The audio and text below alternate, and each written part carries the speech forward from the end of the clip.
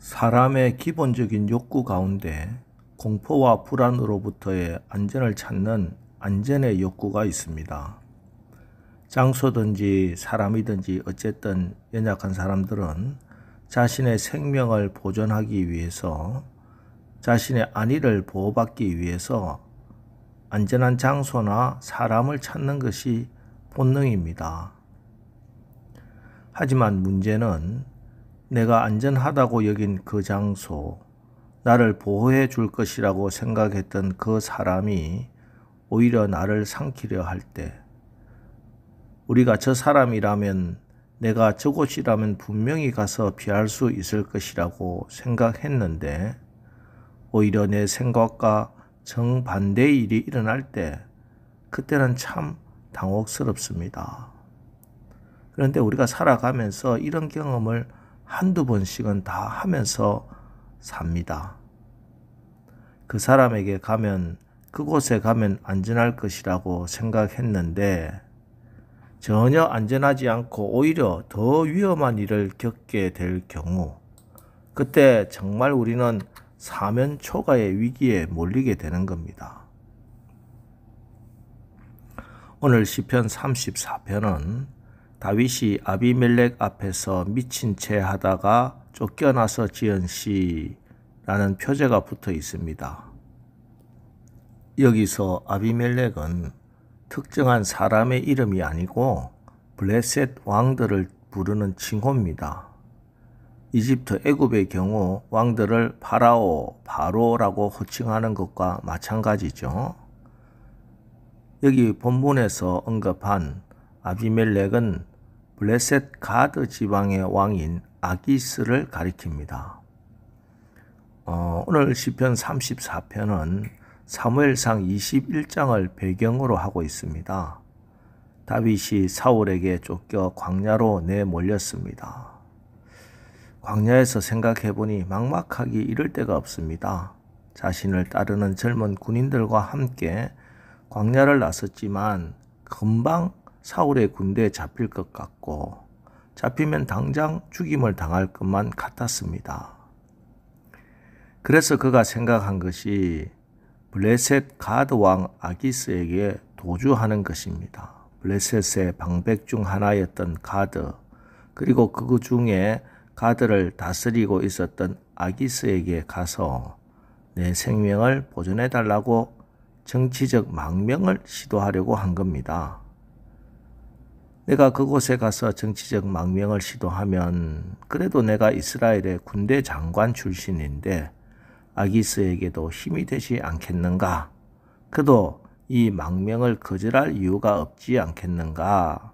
그런 생각을 가지고 그에게 갔던 것 같습니다. 그런데 그곳에 가보니 아기스의 신하들이 다윗을 절대 받아주면 나중에 후환이 있다고 그를 죽여 화를 없애야 한다. 옆에서 계속 부추깁니다. 사실 가드는 다윗이 죽인 골리앗의 고향입니다. 그래서 그곳에는 골리앗을 추종하는 사람들, 골리앗의 고향 사람들, 그 사람들이 많이 모여 있었습니다. 그래서 오히려 다윗이 안전을 찾아간 그곳이 다윗에게는 가장 위험한 곳이 된 겁니다. 이렇게 자기의 생명이 총각을 다투는 것임을 깨달은 다윗은 위기를 모면하는데 미친 척하면서 침을 줄줄 흘리고, 그리고 미친 사람 흉내를 내어서 겨우 생명을 구하고 부지하고 쫓겨나서 지은 시가 바로 오늘 시편 34편입니다. 자, 이 사건을 통해 다윗이 철저하게 깨달은 것이 무엇인가? 8절을 보겠습니다. 너희는 여호와의 선하심을 맛보아 알지어다. 그에게 피하는 자는 복이 있도다. 하나님께 피하지 않고 사람을 의지하고 사람을 통해 도움을 받으려 한 자신의 어리석음을 이렇게 고백하고 있는 겁니다. 내가 여호와께 피할 때 그때 복이 있는 것이지, 사람에게 피하려 하다가 내가 오히려 죽을 뻔했다 하는 그 고백과 자기의 어리석음을 회개합니다. 그런데 우리도 마찬가지입니다. 우리는 어떻습니까? 우리도 수시로 위기와 어려움을 겪게 될 때마다, 크고 작은 고비를 만날 때마다 하나님을 의지해야 함에도 불구하고 하나님 의지하는 것이 가장 안전하고 선한 길임을 그렇게 듣고 또 체험도 하고 했으면서도, 그럼에도 불구하고 또 하나님보다 사람을 먼저 의지하고 다른 방법을 찾고 있지는 않습니까? 그러다가 또 그 장소나 그 사람이 우리의 피난처가 되지 못한 것을 다시 경험하고, 그리고 나서 내가 정말 믿었던 저 사람에게 실망하고 나서야 하나님을 의지하는 것이 유일한 길인데 라고 깨닫지 않습니까? 여러분, 환경이 사람이 나를 안전하게 지켜주는 것 아닙니다. 하나님이 나를 지켜주시는 겁니다. 나의 유일한 피난처는 하나님이십니다. 자꾸 눈에 보이는 환경과 사람을 의지하지 마시고 하나님을 의지하시기 바랍니다. 그러면은 하나님께서 환경에 상관없이 우리의 피난처가 되어 주십니다. 가드왕 아기스 앞에서 미친 척하고 침을 흘리고 끄적거리고 난 이후에야 겨우 목숨을 구한 다윗은, 그리고 나서 사무엘상 22장에 보면 다시 광야로 나갔습니다. 광야로 나가서 숨을 곳이 없는 광야, 그곳에서 하나님께서 발견하게 한 곳이 아둘람 굴입니다. 아둘람 굴에서 그를 따르는 400명의 용사와 함께 그곳에 숨었습니다. 그리고 나서 그가 고백하는 말이 6절 말씀입니다. 이 공고한 자가 부르짖음에 여호와께서 들으시고 그의 모든 환난에서 구원하셨도다. 다윗이 가드왕 아기스로부터 겨우 목숨을 구하고 나서 하나님께 부르짖었습니다. 하나님 살려주십시오. 저는 이제 갈 곳이 없습니다. 믿었던 아기스에게도 쫓겨나고 저는 이 광야에서 어디에 숨을 수 있겠습니까? 하나님께 간절히 간구하고 부르짖었습니다. 그러자 하나님은 그의 간구와 부르짖음을 들으시고 아둘람 굴을 허락해 주시고 그곳에서 그들의 용사들과 함께 거할 수 있도록 길을 열어 주신 겁니다. 다윗은 한 번 더 고백합니다. 17절 말씀.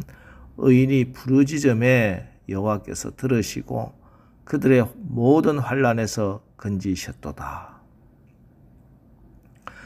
우주선 아폴로 13호 발사 때 일입니다. 과학자들은 아폴로 13호가 고장날 확률은 100만 분의 1이다 이렇게 말했습니다. 그런데 그 아폴로 13호가 우주에서 고장이 났습니다. 지구로부터 20만 마일이나 떨어진 우주 공간에서 산소통이 터진 겁니다. 이제 우주 비행사들은 영원히 우주 미아가 될 위험에 빠집니다. 미국 나사에서 조치할 수 있는 것은 아무것도 없었습니다.